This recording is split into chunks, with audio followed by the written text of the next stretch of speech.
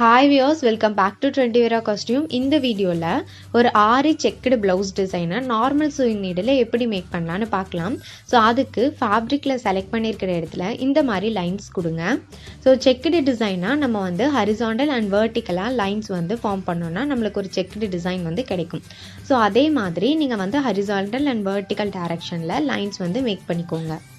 இந்த டிசைனை நீங்கள் ஸ்லீவுக்கும் கொடுக்கலாம், இல்லைனா பேக் போர்ஷன் ஃபுல்லாகவே கொடுக்கலாம். பேக் ப்ளவுஸ் டிசைன் இருக்கு இல்லையா, ஸோ அது ஃபுல்லாகவே கொடுத்தாலும் ரொம்ப அழகாக இருக்கும். ஸோ இந்த மாதிரி நீங்கள் செக்குடு டிசைன் வந்து மேக் பண்ணி முடிச்சதுக்கப்புறம் நீங்கள் வந்து பால் செயின் எடுத்துக்கோங்க. ஸோ இந்த பால் செயினை இந்த செக்குடு பாக்ஸுக்கு மேலே ஃபெவிக்ரில் ஃபேப்ரிக் க்ளூவை அப்ளை பண்ணிவிட்டு பால் செயினை ஃபிக்ஸ் பண்ணுங்கள். க்ளூ போட்டு ஃபிக்ஸ் பண்ணால் கீழே விழுந்துருமான்னு நீங்கள் ஃபீல் பண்ணிங்கன்னா உங்களோட சாட்டிஸ்ஃபிகேஷனுக்கு ஏற்ற மாதிரி நீங்கள் சைட் ஸ்டிச்சை கொடுங்க. பட் ஸ்டோன்ஸ் எல்லாம் நம்ம கொடுக்கும்போது க்ளூ மட்டும்தான் பண்ண முடியும், சைட் ஸ்டிச் எல்லாம் ஸ்டோன்ஸுக்கு கொடுக்க முடியாது. ஸோ அதிக அளவு க்ளூ அப்ளை பண்ணுறது மட்டும்தான் ஒரே ஆப்ஷன். ஆனால் கண்டிப்பாக கீழே விழுகாது அதிகமாக க்ளூ அப்ளை பண்ணிங்கன்னா. இப்போது நம்ம வந்து வெர்டிக்கல் டைரக்ஷனில் ஃபுல்லாக கொடுத்ததுக்கப்புறம் ஹரிசாண்டலில் அந்த செக்குடை நம்மளுக்கு வந்து வெர்டிக்கலில் ஃபார்ம் பண்ணும்போதே லைன்ஸ் வந்து டிவைட் ஆயிடும். ஸோ அந்த பர்டிகுலர் பாக்ஸ் சின்ன சின்ன லைன்ஸாக வந்து ஹரிசாண்டலில் கிடைக்கும்போது அதுக்கு எந்த அளவுக்கு வருதுன்னு நீங்கள் வந்து ஒரே ஒரு பாக்ஸுக்கு மட்டும் கவுண்ட் பண்ணிக்கோங்க. தென் அதுக்கேற்ற மாதிரி எல்லாத்தையும் கட் பண்ணிவிட்டு இப்படி ஃபிக்ஸ் பண்ணுங்கள். பிகாஸ் எல்லாமே ஒரு ஸ்கேல் அளவுக்கு நம்ம வந்து சேம் மெஷர்மெண்ட்டில் தான் கொடுத்துருக்கோம், ஈவனான மெஷர்மெண்ட்டு தான் இருக்குது எல்லாத்துக்கும். ஸோ ஒரே ஒரு பாக்ஸுக்கு மட்டும் எவ்வளோ வருதுன்னு பார்த்துக்கோங்க.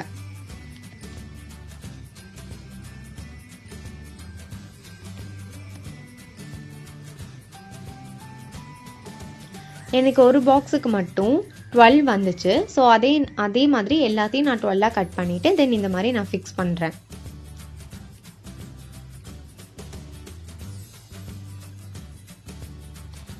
கண்டிப்பாக இது எல்லாத்துக்குமே சைட் ஸ்டிச் மேக் பண்ணிக்கோங்க.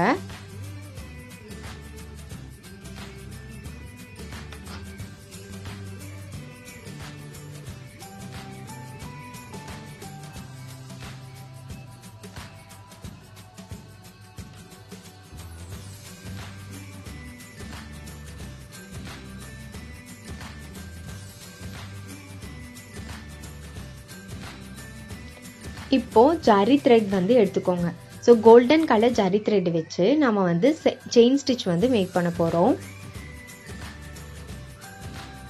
ஸோ செயின் ஸ்டிச் எப்போவுமே இந்த மாதிரி தான் நம்ம கொடுப்போம் இல்லையா, பர்டிகுலர் இடத்துலேருந்து நீடில் வெளியே எடுத்து அதே இடத்துல நீடில் இன்சர்ட் பண்ணும்போது ஒரு லூப் க்ரியேட் ஆகும். தென் க்ரியேட் ஆகிற லூப்பை பேஸாக வச்சு நம்ம செயின் ஸ்டிச்சை கண்டினியூ பண்ணிகிட்டே போகலாம். இப்போதைக்கு பால் செயினுக்கு நீங்கள் சைட் ஸ்டிச் கொடுக்காதீங்க. செயின் ஸ்டிச் கொடுக்குற அந்த டைமில் பால் செயின் வந்து க்ளூவில் நல்லா ட்ரை ஆகிடும். ட்ரை ஆனதுக்கப்புறம் நீங்கள் சைட் ஸ்டிச் கொடுத்துட்டிங்கன்னா பர்ஃபெக்டாக உங்களுக்கு டிஸ்டர்பன்ஸ் இல்லாமல் ஒர்க்கை கம்ப்ளீட் பண்ணலாம். க்ளூ நம்ம அப்ளை பண்ணும்போதே சைட் ஸ்டிச் கொடுக்கக்கூடாதுன்னா கொடுக்கலாம், பட் நமக்கு அதிகமாக டிஸ்டர்பன்ஸாக இருக்கும். அதனால் இது ட்ரை ஆகிற அளவுக்கு நீங்கள் விட்டுருங்க. ட்ரை ஆனதுக்கப்புறம் சைட் ஸ்டிச்சை நீங்கள் கண்டினியூ பண்ணுங்கள்.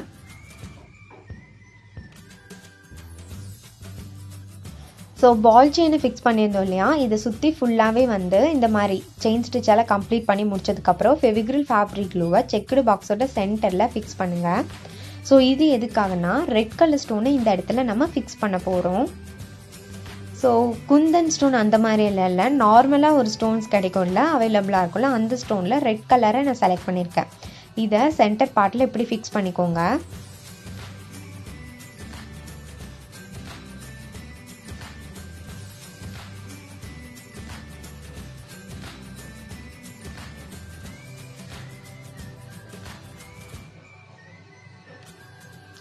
ரெட் கலர் ஸ்டோனை இது எல்லா இடத்துக்குமே கொடுத்து கம்ப்ளீட் பண்ணி முடிச்சதுக்கப்புறம் இதை சுற்றி நம்மளுக்கு சக்கரி ஒர்க் மட்டும்தான் பேலன்ஸ்டாக இருக்குது. சக்கரி ஒர்க்குக்காக ஸ்டோன் இருக்குல்ல, ரெட் கலர் ஸ்டோனை நம்ம சென்டர் பார்ட்டில் ஃபிக்ஸ் பண்ணியிருந்தோம் இல்லையா, அதுக்கு 4 சைட்லேயுமே வந்து ஃபெவிக்ரில் ஃபேப்ரிக் க்ளூவை இந்த மாதிரி டாட்ஸ் வச்சுக்கோங்க. ஸோ இது எதுக்காகனா இந்த இடத்துல தான் நம்ம சக்கரியை வந்து ஃபிக்ஸ் பண்ண போகிறோம். நீங்கள் அதிகமாக வந்து ஃபெவிக்ரில் ஃபேப்ரிக் க்ளூ அப்ளை பண்ணிங்க அப்படின்னா நம்ம வந்து சக்கரிக்கு சைட் ஸ்டிச் கொடுக்க வேண்டாம். அப்படி இல்லைன்னா ஒரு அளவுக்கு நம்ம வந்து ரொம்ப அதிகமாக இல்லாமல் சக்கரி மூவ் ஆகாமல் இருக்கிற அளவுக்கு மட்டும் ஃபெவிக்ரில் ஃபேப்ரிக் க்ளூவை நான் இங்கே அப்ளை பண்ணியிருக்கேன். பிகாஸ் நான் இந்த இடத்துல சைட் ஸ்டிச் கொடுக்க போகிறேன். ஸோ சைட் ஸ்டிச் கொடுக்கும்போது சக்கரி அந்த இடத்த விட்டு மூவ் ஆகாமல் இருக்கணும். ஸோ அதுக்காக நான் வந்து லைட்டாக க்ளூவை அப்ளை பண்ணியிருக்கேன். நம்ம பால் செயினுக்கு வந்து சைட் ஸ்டிச் லாஸ்ட்டாக கொடுத்துக்கலான்னு சொன்னோமா, ஸோ அது லாஸ்ட்டாக கொடுக்கும்போது சக்கரிக்கும் சேர்த்து சைட் ஸ்டிச் கொடுத்துக்கலாம்.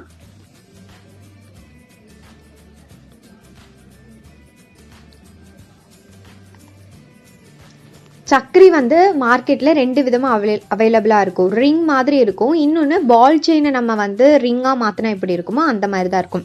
பிளெயினாக இருக்கிற சக்கரி வந்து நம்ம மேக்ஸிமம் வீடியோவில் யூஸ் பண்ணியிருக்கோம். ஸோ இது வந்து பால் செயினை ரவுண்டாக மாற்றினா எப்படி இருக்குமோ அந்த மாதிரி இருக்கும் இந்த சக்கரி. ஸோ இதை நான் இப்படி ஃபிக்ஸ் பண்ணுறேன். ஃபிக்ஸ் பண்ணி முடிச்சதுக்கப்புறம் இந்த இடத்துல நம்ம ஒயிட் கலர் குந்தன் ஸ்டோனை வந்து ஃபிக்ஸ் பண்ணணும்.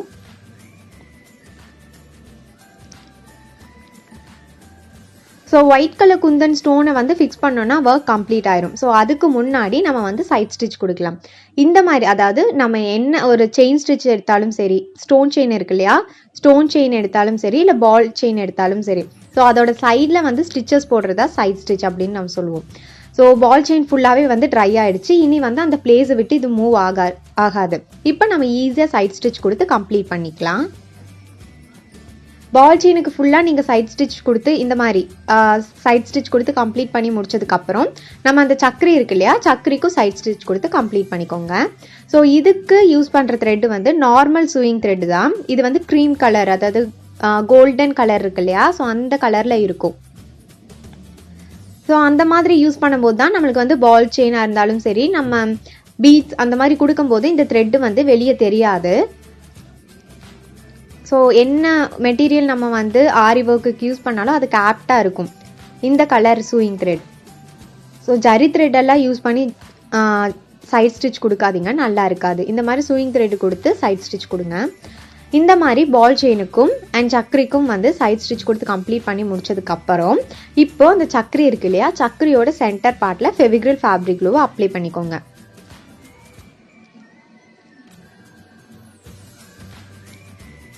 இந்த இடத்துல தான் லாஸ்ட்டாக நம்ம வந்து ஒயிட் கலர் குந்தன் ஸ்டோனை ஃபிக்ஸ் பண்ண போகிறோம். ஒயிட் கலர் குந்தன் ஸ்டோனை ஃபிக்ஸ் பண்ணுறதுக்கு ஏதாவது லாங்காக நீடில் மாதிரி எடுத்துக்கோங்க. நீடிலோட டிப்பில் ஃபெவிக்ரில் ஃபேப்ரிக் க்ளூவை நீங்கள் டச் பண்ணுங்கள். ஸோ அதை டச் பண்ணிவிட்டு தென் ஸ்டோன்ஸை வந்து நீங்கள் பிக் பண்ணும்போது ஈஸியாக உங்களுக்கு ஸ்டோன் வந்து கிடைக்கும்.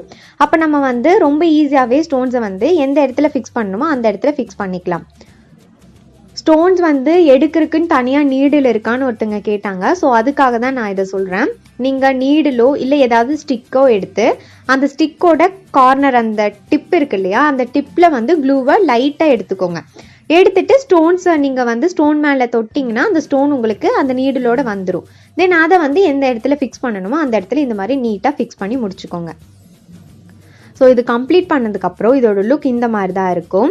இதை நீங்கள் ப்ளவுசஸோட ஸ்லீவ்ஸ் அண்ட் பேக்கில் கன்வெர்ட் பண்ணும்போது இதோட லுக் இந்த மாதிரி தான் இருக்கும். ஸோ ஹோப் உங்களுக்கு இந்த வீடியோ ஹெல்ப்ஃபுல்லாக இருந்திருக்கும்னு நினைக்கிறேன். பிடிச்சிருந்தா லைக் பண்ணுங்கள் அண்ட் இந்த மாதிரி எந்த வீடியோஸ் வேணாலும் கமெண்ட் பண்ணுங்கள், கண்டிப்பாக அப்லோட் பண்ணலாம். தேங்க்யூ ஃப்ரெண்ட்ஸ், தேங்க்ஸ் ஃபார் வாட்சிங் அண்ட் கீப் வாட்சிங்.